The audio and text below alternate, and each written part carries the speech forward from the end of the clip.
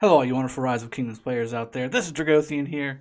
Today we're going to be doing a couple things. We're going to be going over the final round of bets. Okay, we got Realm of Horus, we got Realm of Anubis. We're going to be doing both of those bets since there's only one match on each. Then we're going to go over what the grand finals are going to look like and what that means, and what I'm assuming will be some casting from yours truly, along with my co-conspirators Gecko and Chiskel. So we're going to be probably doing grand finals right after this, maybe a couple weeks after. They might have a little bit of a break.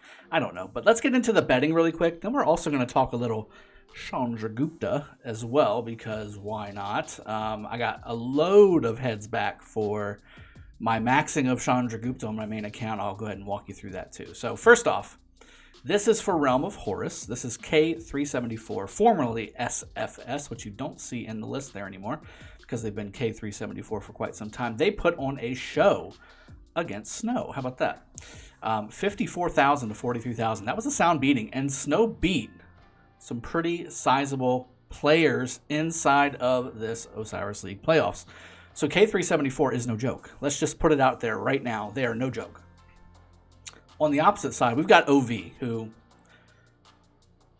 surprised? I don't know if the surprise is the right word. I don't think so, because look what they beat to get here. They beat C9N, a very capable alliance. They beat HKL, which everybody that wasn't living under a rock for the last, I don't know, couple weeks, year or so knows that HKL was the favorite, and likely most people lost their Eye of Talent coins because of this match, OV beating HKL. And then they beat Rose, who also was doing a fantastic job inside of this year's playoffs, or this season's playoffs, I should say. So with that being said, two heavyweights going up against each other, OV versus K374. What are we going to do here? So obviously OV is the favorite.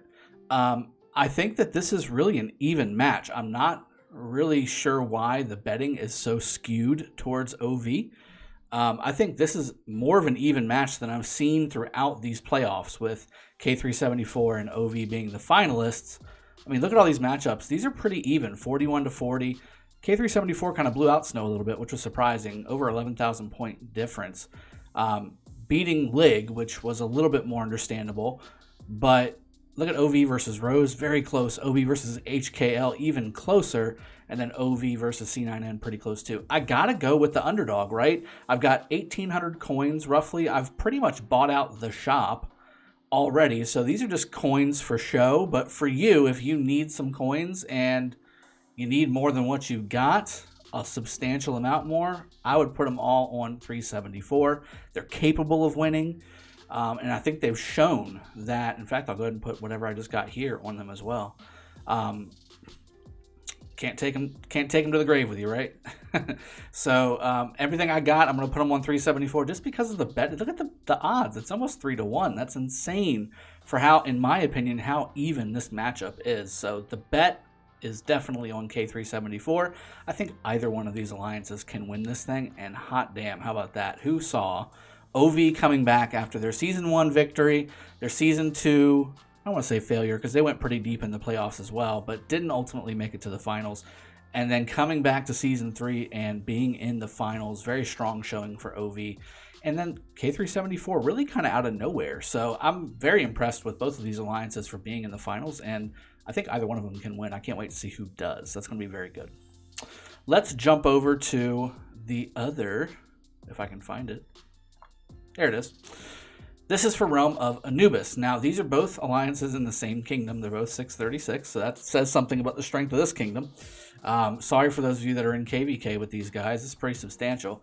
But it's about strategy, right? I mean, these guys are definitely here for a reason. V636 just really has a lot of raw power here, almost 4 billion total power for their ARC team. Immortal Phoenix doing it on a little bit of a shoestring budget, maybe throwing some healing speed ups in here. 2.8 billion power for them likely means they're spending some healing speed ups during each one of their matches. It's pretty straightforward. So with that being said, we've got them facing each other in the finals. And again, look at these wins. Barely beating 1590 here to get to the finals for V636, and barely beating KKSA here for P636, trying to get into the finals too. So that's a very strong competition for both of these teams. These guys earned the spot here. KKSA was a strong team right up until those Final Four. And then 1590, same thing, doing a very good job throughout the playoffs to get to the Final Four as well. That being said, I think the stronger schedule likely was going to be on the P636 side. And the fact that P636 made it here through these kinds of opponents is pretty remarkable. And again, it shows in the betting, right? So 134 million to 1.6 billion. I've got it on good authority that P636 may actually win this. Nobody told me anything, but I talked to people, and I've talked to people on both sides, and both sides have said P36 is no slouch. They have every chance to win this thing. And with the odds the way they are, it's 16-1, guys. I mean, why would you not put your coins? Why would you not put your coins on P636? I mean, come on. There it is. I'm going to put 5,000 coins on P636. You can't spread your bets here, guys. You're either going to bet or you're not. And, I mean, you don't have to put all your coins, but I am. I mean, why not? With the shop, you're going to get a few things. It's not really that big of a deal. But this is all for fun. So, to me, 5,000 coins on P636 is well spent. And look at it, man. I mean, if I win, I can buy out the shop and throw some coins at peasants as I walk by because I'm going to be so loaded with Osiris coins or Oric coins or whatever. I've got some stuff to buy, so let's do it. Those are my bets. All right. So let's go back over to my... Nope, this is the wrong one. I was on the right one in the first place. So let's go back over to my main. This is my main. Now, we got this stuff here. Let me go ahead and reset my... I can't believe I let that go. I didn't do that this morning. How could I? Let's go back over here to the system. So we got our Chandragupta stuff. They did the maintenance last night, well, this morning, whatever you want to call it. And I got extra stuff because I maxed him. So it says the original description was all kinds of messed up. Sincerely apologize for this kind of oversight, which they still have done on Harold, by the way. Harold, they did the exact same thing, but they refunded nothing, just to put that out there. At the same time, refunded any items used to enhance him. So that's good because I put 680 universal sculptures into him and probably about 600 stars. So I got all that back. That's nice. I also got some extra XP books back. As an extra gift was also offered as compensation to the said governors based on the level, star, level, skills, etc. of their Moria. So I got the maximum because I maxed them. And I pumped everything in there to max them. Now this XP bonus is kind of a joke. This is maybe one skill level above 50 for a legendary commander. However, this is extra. So, I mean, this is just extra. So these two are kind of okay. The stars are really good. But 50 heads, that's pretty substantial. That's pretty darn substantial as an oopsie. Just because I had already maxed them. So I think this is probably a little bit overboard, to be honest. I think maybe 10 or 15 gold heads, if you were even giving gold heads, would have been sufficient. I would have been perfectly fine with that. But 50, I'll take them, but dang, man, you know? So let's go over to Moria. I've got him back down to level 1, unmaxed. Now, I've had some people reaching out to me.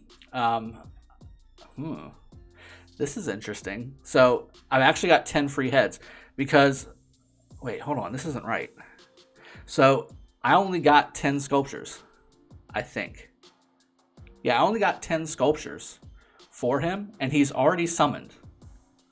And I've got 12 extra sculptures. So I just got 12 free Chandragupta sculptures as well. Or they didn't give them back to me in my universals. Either way. So actually the the compensation was 62 gold heads, 12 of them being Chandragupta. So interesting. Okay, so is he still good? Is he still needed? Things like that. Troops of this commander gain 40% increased damage for 3 seconds. At the same time, they gain 1 stack of Blessed for 10 seconds. Blessed can stack up to 3 times. Now, what is Blessed, right? We go back over to the, excuse me, the main thing here. Blessed effect can stack up to 4 times. On Alliance territory, each attack has a 50% chance. Outside of Alliance territory, 50% chance to gain 2 stacks. So what's Blessed? 60, here we go. No, wait, where's it at? Where is it? When attacking cities or strongholds, troops of this commander take 2% reduced damage, gain a stack of Blessed. Health increased, each stack, blah, blah, blah. This is the Arthashastra skill, which is really good. Self-control. Yeah, I don't see where it describes Blessed anymore. Blessed used to give 15% troop attack for stacks up to 10%, and then it reset. Damage taken from Cav is reduced by 5%. After using active skill, all troops' march speed is increased. Meanwhile, all stacks of Blessed are removed, and damage is dealt to the target based on it. I think they just removed the percent. Did they just straight remove it? That's pretty crazy if they did that. That's a big difference. That's obviously potential for 60%. In real-time testing that we did before when we had him maxed, realistically, it was turn 7, 8, 9 before I was getting the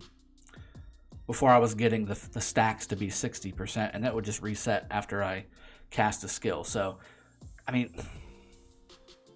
I don't think you necessarily got Chandragupta for the Blessed stacks, but he's kind of made for the, like, his whole skill set here is made for the Blessed stacks. So I don't know, man.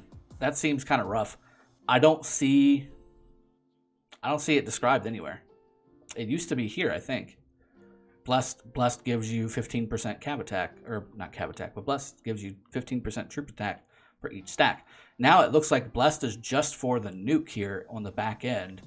Direct damage factor 500 times the number of stacks that Blessed has. So could be a potential for 2,000, which is pretty substantial, but can range anywhere, again, between 500 to 2,000. That's kind of a variable nuke. I mean, even with the Blessed stacks, I've been saying for quite a while, I'm not too sold on Chandragupta. I was upset that I had put all those sculptures into him because he's not really that great. Really, I think really his main purpose is for Ark of Osiris and for possibly rallies, but if you get swarmed with Chandragupta, you're done. Like, he just instantly melts. So I personally think really only for Ark is where I've seen Chandragupta be really valuable because of the debuff that he provides against garrisons and stuff. So I'm glad I got my sculptures back. I'm also glad I got an extra 50 universal sculptures just because I maxed them. And then I'm also glad that they didn't take an additional 12 sculptures away. So now I've got them 2,0,0,0,0,0,0,0,0,0. So that's pretty good. I'll take it. I'm glad this happened. Now we just need to wait for Harold to have the same thing because his skills are all jacked up too. They said that in a couple patch notes before that the per stack, the infantry, I'm sorry, where is it? Where's it at? The defense, where's it at? Here it is. But lose 5% defense and can stack up to 15 times. So this was also variable at the beginning, but now it's not. So they're just picking commanders and fixing where they want, I guess. So that's kind of where we're at right now. But hope you guys have enjoyed the betting video. I think those are obviously the smart bets. If you got coins and you need coins, those are where you should place your bets. If they win, you're going to win big. If you lose, you're just going to lose. And you weren't really that bad off to begin with because, I mean, honestly, you either have everything from the shop already or you don't have enough coins to do anything in the shop anyway. So, and then again, the Chandragupta stuff, that's pretty crazy how they did that, but I'll take it. I hope they don't take it back. I may do a video on maxing some of my other commanders that I haven't quite polished off yet, like say, let's see, Tamiris is on my list, Ramses is on my list, Theodora is on my list, and Zenobia is on my list. Heck, even Artemisia is on my list. So I've got about 1,200 sculptures to go ham here, go a little wild, and Theodora, Zenobia, and Artemisia are all like 1 or 2, 0, 0, 0, 0. So those are going to be a heavy investment. But Ramses is fairly close. Tamiris is pretty close.